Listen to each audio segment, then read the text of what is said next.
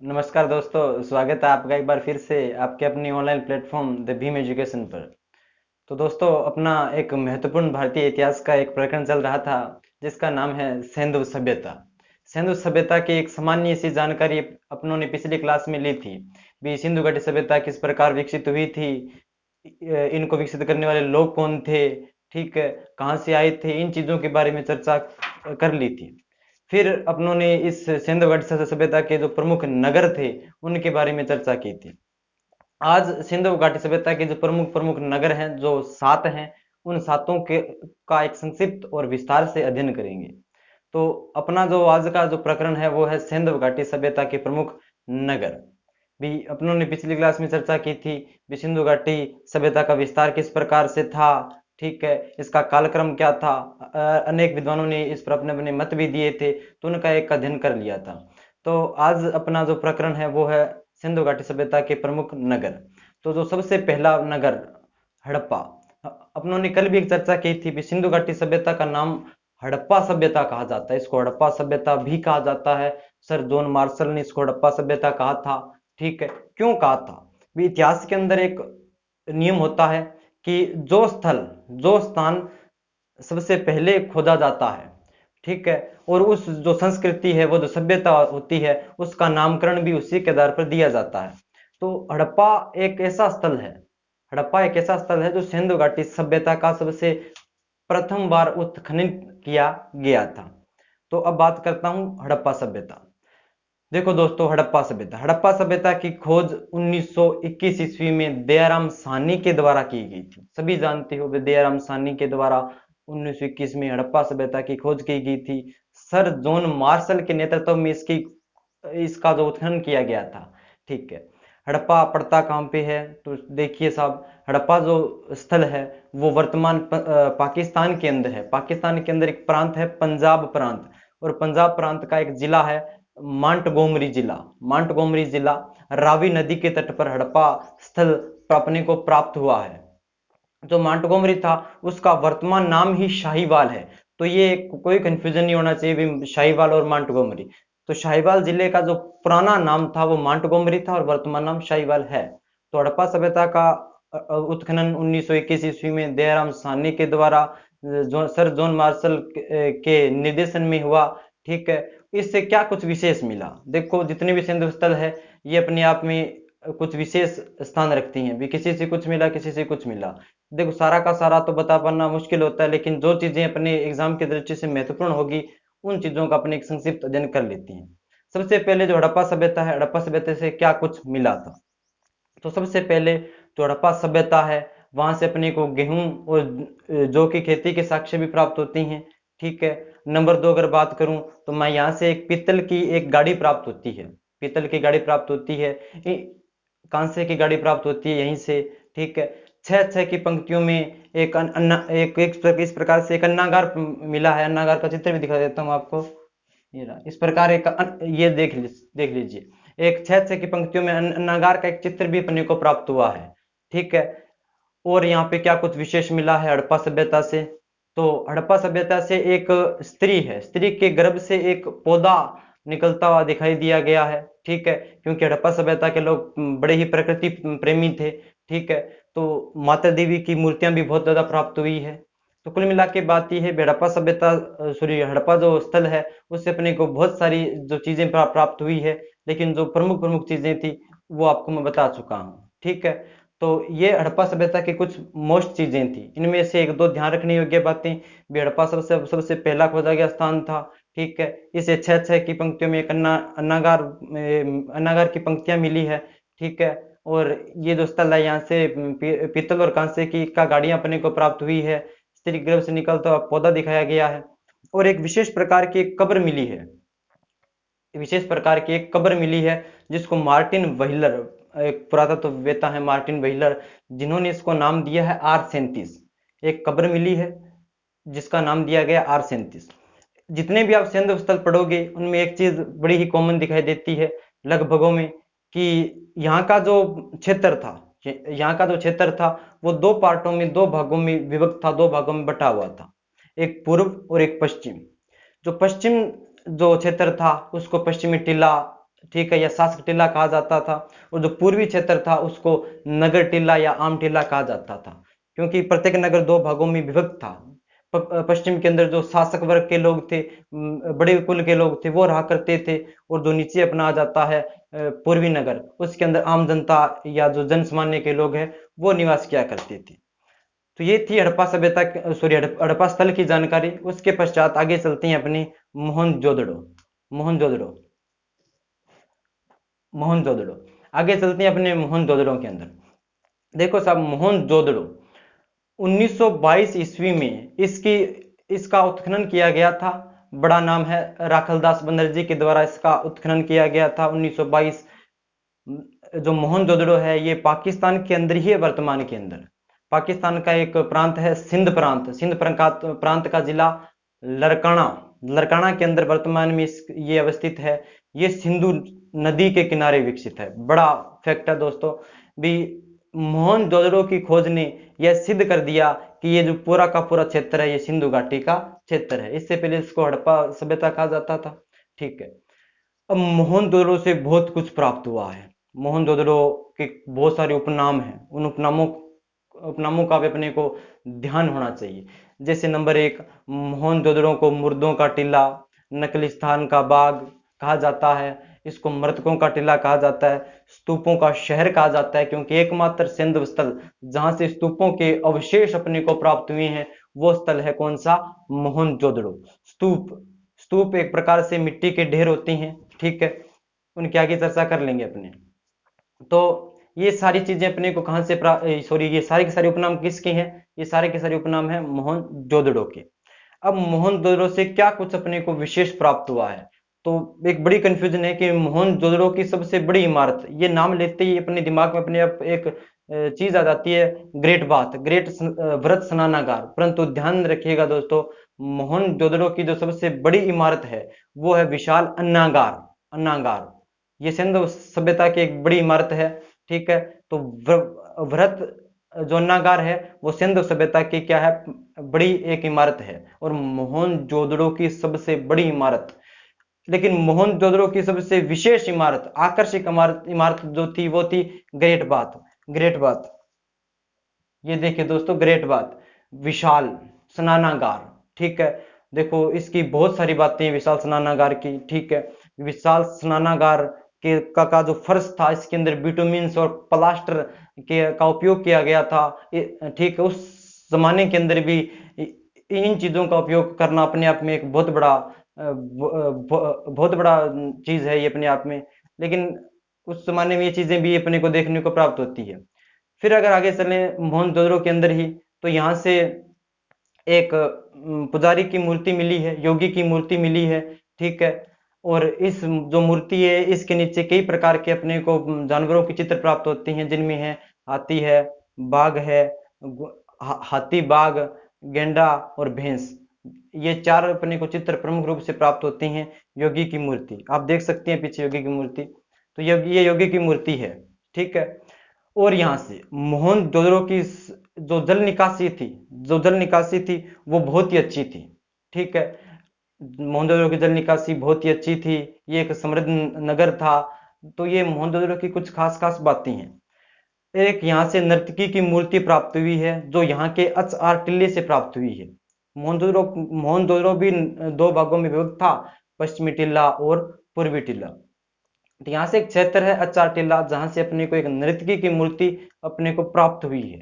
ठीक है, जिसको वर्तमान में दिसंबर 2016 की खोज के अनुसार इसको माँ पार्वती की मूर्ति कहा जाने लगा है। ये अपने आप में कहां तक सही है वो बाद की बातें हैं।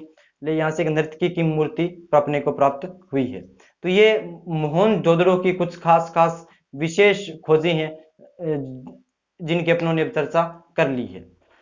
चलो इसके बाद आगे चलते हैं। आगे तीसरा जो क्षेत्र है, तीसरा जो स्थल है सिंधु सभ्यता का, क्रम से चलें तो आता है चनहुदड़ो, जिसको चहुंदड़ो, चनहुदड़ो कहा जाता है। थोड़ा नाम अटपटा है परंतु याद हो जाएगा, चनहुदड़ो या चहुंदड़ो।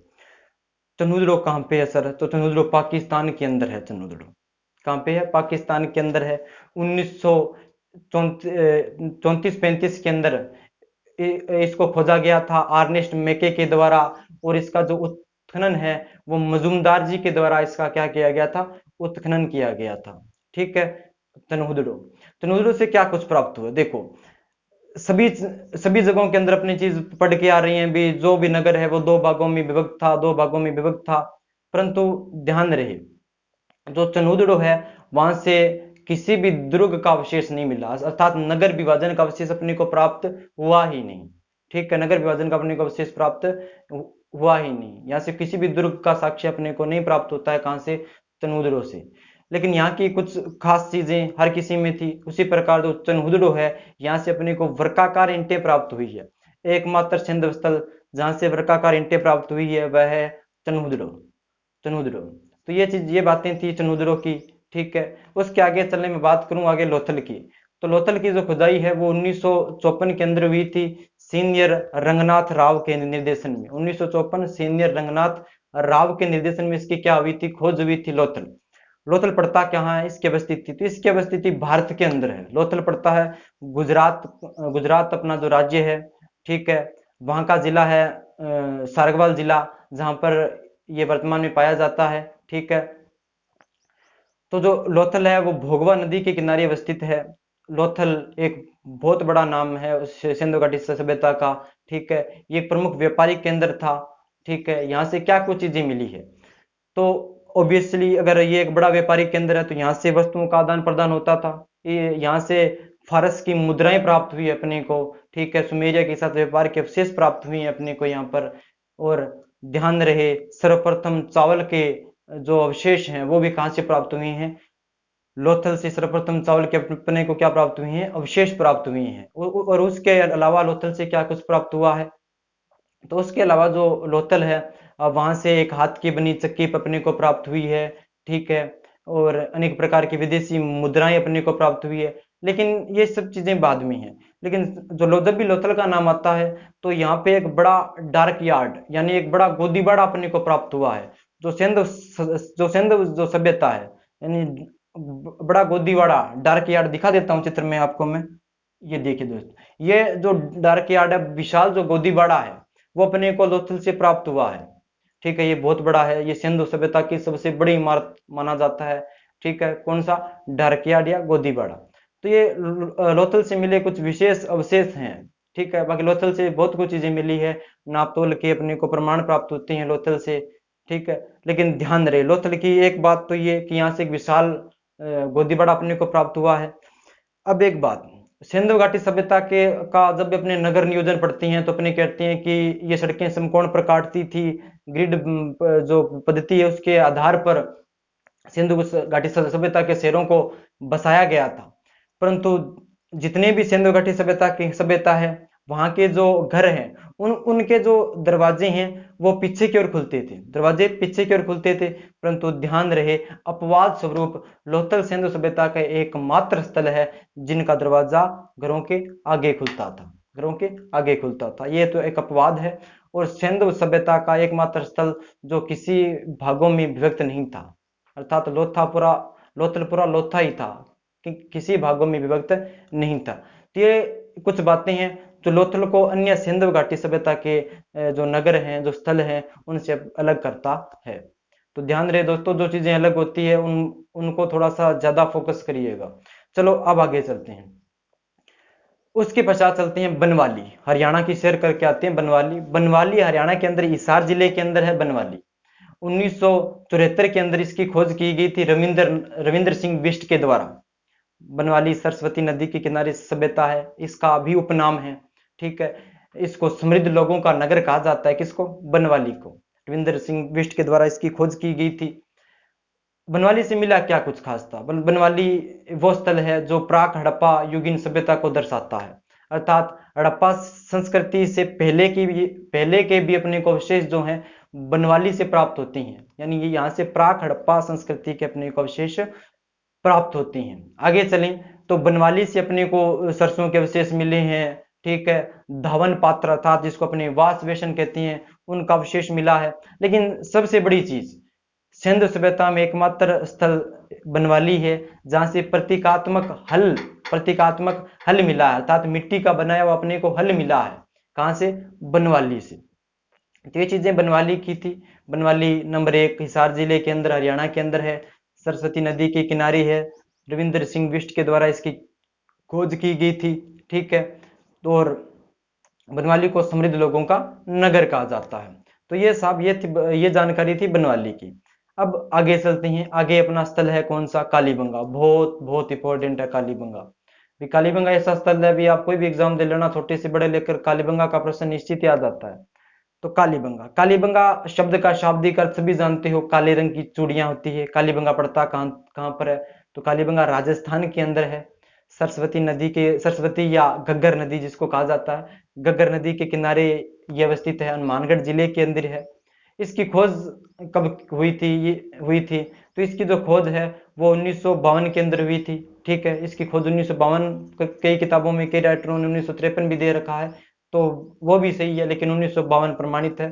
तो सॉरी, जो कालीबंगा है इसकी खोज 1952 के अंदर अमलानंद घोष के द्वारा की गई थी। खोज तो हो गई थी, लेकिन इसका जो उत्खनन है वो काफी समय बाद 1961 से लेकर 1969 के मध्य इसका क्या हुआ था? उत्खनन हुआ था। इसको खोजा गया था किसके द्वारा?